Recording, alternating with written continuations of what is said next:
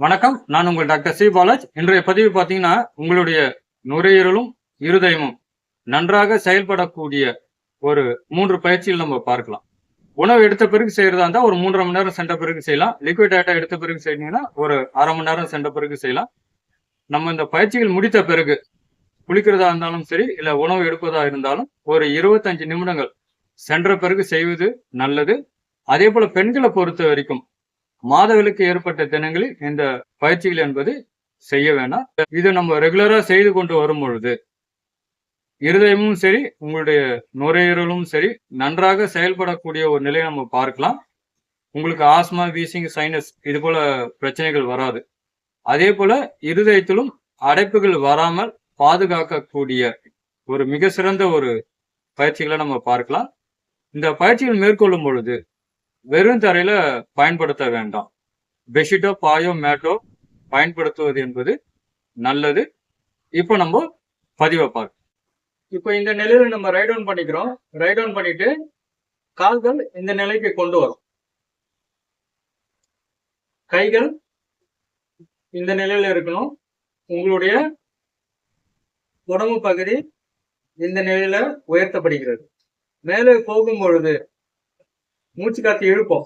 Down பண்ணும் பொழுது மூச்சு காத்து வெளியில வரும். இந்த நிலையில சாதாரண ஒரு மூச்சு.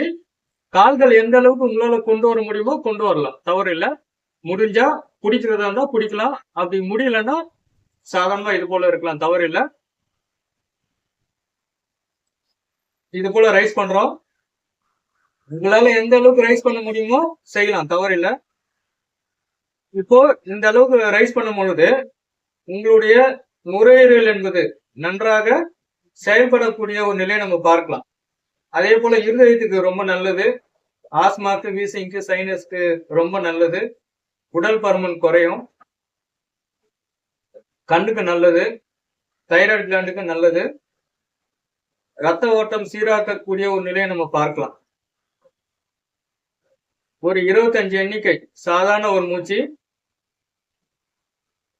ஸ்லோவா டவுன் பண்றோம்.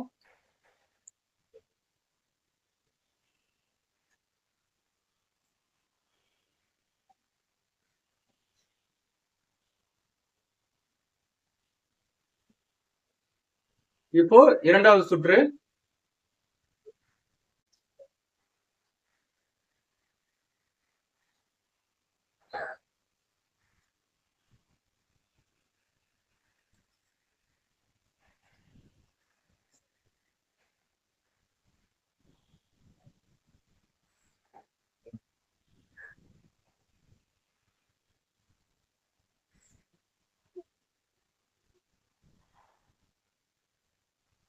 இப்ப நம்ம பார்த்த ஆசனத்துடைய பேரு பாத்தீங்கன்னா சேது பந்தாசனம்.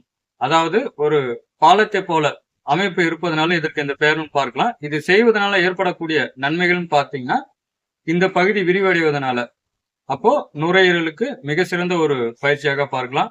அதே போல இருதயத்துக்கு ரொம்ப நல்லது. ரத்த ஓட்டம் சீராக்கக்கூடிய ஒரு நிலைன்னு பார்க்கலாம். அதே போல உங்களுடைய உடல் பருமன் குறையக்கூடிய ஒரு நிலை, நம்மளுடைய மெமரி பவரும் இன்க்ரீஸ் பண்ணக்கூடிய ஒரு நிலைன்னு பார்க்கலாம். தைராய்டுக்கும் ரொம்ப நல்லது. இதுல ஒரு 25 எண்ணிக்கை நம்ம 2 சுற்றுகள் செய்யலாம். இப்ப அடுத்தது இரண்டாவது பயிற்சி என்பது நம்ம பார்க்கலாம். கைகள் இப்படி வைக்கிறோம். இங்க மூச்சு காத்து இழுப்போம். இங்க மூச்சு காத்து வெளியில வரும். இதுல ஒரு 20 எண்ணிக்கை நம்ம தாராளமா செய்யலாம். உங்களால எந்த அளவுக்கு கைகளை கொண்டு போக முடியுமோ கொண்டு போகலாம். இது ஷோல்டருக்கும் ரொம்ப நல்லது, இருதயத்துக்கும் ரொம்ப நல்லது, நுரையீரலுக்கும் நல்லது, ஆஸ்மாக்கு, வீசிங்க்கு, சைனஸ்க்கு நல்லது.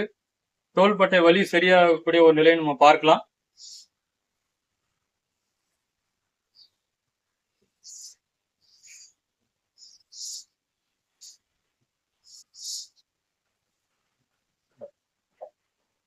அடுத்தது மூன்றாவது ஒரு பயிற்சி என்பதை நம்ம பார்க்கலாம். இது போல வித் வால் சப்போர்ட்டோட வந்துட்டு கைகள் இப்படி வச்சுட்டு கால்கள் கொஞ்சம் இது போல நிலையில இருக்கட்டும். சாதாரண மூச்சு ஒரு ஓய்வான ஒரு நிலையில இருக்கும். இங்க நுரையீரலுக்கும் ரொம்ப நல்லது. ரத்த ஓட்டம் சீராக்கக்கூடிய ஒரு நிலையை நம்ம பார்க்கலாம். மெமரி பவர் இன்க்ரீஸ் ஆகும், கண்ணுக்கு நல்லது, உடல் பருமன் குறையும் பார்க்கலாம், சக்கரை வியாதிக்கும் நல்லது, ஜீரண சக்தி அதிகரிக்கக்கூடிய ஒரு நிலையில் பார்க்கலாம். அதே போல உறக்கத்திற்கும் ஒரு மிக சிறந்த ஒரு பயிற்சியா பார்க்கலாம். ரத்த ஓட்டம் நன்றாக செயல்படக்கூடிய ஒரு நிலை.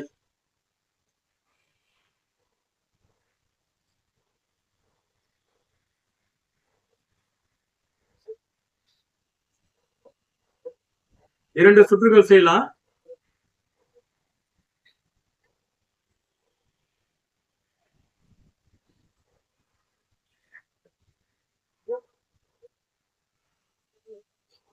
இந்த 3 பயிற்சிகளும் நம்ம ரெகுலரா செய்து கொண்டு வரும் பொழுது உங்களுடைய நுரையீரலுக்கும் ஒரு மிக சிறந்த ஒரு பயிற்சியாக பார்க்கலாம். அதே போல இருதயத்துக்கும் ரொம்ப நல்லது.